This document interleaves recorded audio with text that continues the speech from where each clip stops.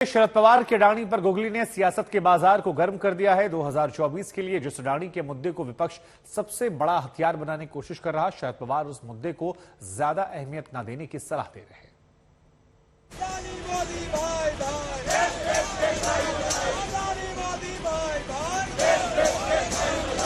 ये जो 20,000 करोड़ रुपए अडानी जी की शेल कंपनीज में हैं, ये किसके हैं? सवाल पूछना मैं बंद नहीं करूंगा।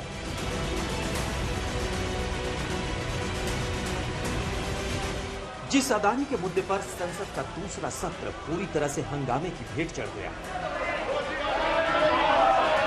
सड़कों पर संग्राम हुआ,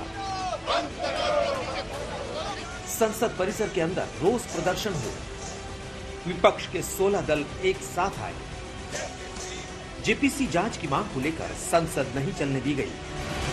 वो अडानी मुद्दा एनसीपी नेता शरद पवार को उतना बड़ा नहीं लगता। आज मुझे लगता है कि हमारे सामने दूसरे इश्यू ज्यादा इम्पोर्टेंट है। एक अनएम्प्लॉयमेंट, दूसरा प्राइस राइज और तीसरा फार्मर्स किसानों की समस्या। ये तीन मेजर इश्यू आज देश के सभी लोगों के सामने है। इस बारे में अपोजिशन के नाते से हमें ध्यान देना पड़ेगा। 2024 के चुनाव में मोदी सरकार के खिलाफ विपक्ष अडानी के मुद्दे को बड़ा करने की तैयारी कर रहा है। 16 दल साथ आए, संसद में जेपीसी मांग पर विपक्ष अड़ा रहा है, लेकिन शरद पवार के इस बयान को विपक्ष की एकता में टूट के तौर पर देखा जाने लगा। हालांकि सहयोगी दल इस बात से इनकार कर रहे हैं। पूरा विपक्ष खड़ा है, वहाँ शिवसेना खड़ी है जी। पवार साहब की अलग राय हो सकती है जी। और अगर होती है उसका मतलब ये नहीं कि उसमें कोई दरार आ जाएगा। डेमोक्रेसी है। हाँ। ये डेमोक्रेसी है, ये लोकतंत्र है। हाँ। आज भी शरद पवार साहब विपक्ष के प्रमुख नेता रहेंगे और है। गौतम अडानी का जो मामला है उस बारे में पवार साहब और उनकी पार्टी, ममता दीदी और उनकी पार्टी का सबसे अलग भूमिका रही पहले दिन से। सही बात। उसका मतलब विपक्ष में कोई फूट या टूट नहीं हो गई। इस खेल में काफी पेच। कुछ दिन पहले जेपीसी मांग को लेकर विपक्ष के 16 दलों की मीटिंग में एनसीपी तो शामिल हुई थी, लेकिन जब जांच की मांग को लेकर हस्ताक्षर कराए गए तो ऐन वक्त पर एनसीपी ने साइन करने से इनकार कर दिया।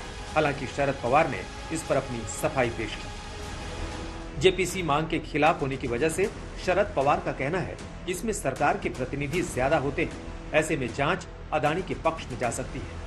हिंडनबर्ग की रिपोर्ट पर सवाल करते हुए शरद पवार ने कहा कि एक विदेशी कंपनी भारत के आंतरिक मामलों में दखल को तवज्जो देने से बचना होगा। वहीं शरद पवार ने सुप्रीम कोर्ट की कमेटी के गठन को बेहतर विकल्प बताया। रूलिंग पार्टी की है, वहाँ देश के सामने सच्चाई क्या है, वो कहाँ तक आएगी, इस बारे में कोई भी आशंका पैदा कर सकता है। और इसलिए हमारा कहना ये है कि इससे दूसरा एक अल्टरनेटिव सुप्रीम कोर्ट ने दिया है। वो खुद कमेटी अपॉइंट करना चाहते हैं कि उन्होंने, तो शायद इसकी क्रेडिबिलिटी वो ज़्यादा रहेगी। पहले सावरकर के खिलाफ बयानबाजी पर शरद पवार ने सोनिया और राहुल को बयान से बचने की सलाह दी, तो वहीं अब अडानी पर अपना रुख साफ किया। दो ऐसे मुद्दे जिसे राहुल गांधी खुद सीधे तौर पर उठा रहे हैं और 2024 की लड़ाई इसी मुद्दे पर लड़ना चाहते हैं। ऐसे में विपक्ष में दरार की अटकलें तेज हुई, लेकिन दोनों ही पार्टियों की ओर से साफ किया गया विचार अलग हैं, लेकिन हम साथ हैं। शेवटी पवार साहेब आमचे सर्वोच्च नेते आहेत. पवार साहेबांनी एखादी भूमिका मांडली तर आमच्या पक्षाचे सर्वोच्च नेत्यांनी भूमिका मांडल्यानंतर पुन्हा आम्ही त्याच्याबद्दल बोलू शकत नाही. ती त्यांची भूमिका आहे, तीच आमची पक्षाची भूमिका आहे, तीच आमची सर्वांची भूमिका है। हम शरद पवार जी के वो उनका व्यक्तिगत, उनके पार्टी का व्यक्तिगत मत हो सकता है। कांग्रेस जनता की आवाज बनकर ये मुद्दे उठाएंगे। शरद पवार के बयान के बाद बीजेपी ने भी पलटवार किया और मुद्दे को बेवजह बताया। ये सारा मुद्दा राहुल गांधी का अपना पॉलिटिकल कैरियर को चमकाने के लिए ये मुद्दा बनाया जा रहा है। इसको उस रूप से हम देखते हैं।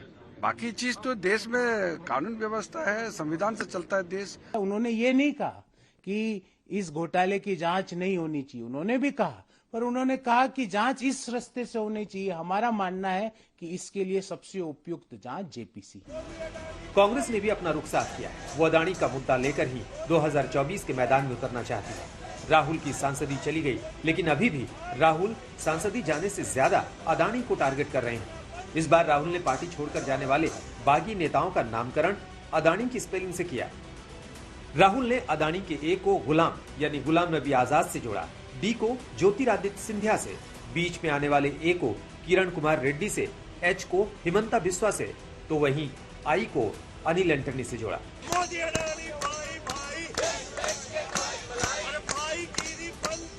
साफ है कांग्रेस ने अदानी मुद्दे को बड़ा करने का मन बना लिया है। वहीं शरद पवार ने अपना रुख साफ कर दिया है और मोदी सरकार के खिलाफ दोनों ही दल अलग अलग मुद्दों पर एक साथ मैदान पर उतरने की तैयारी कर रहे हैं।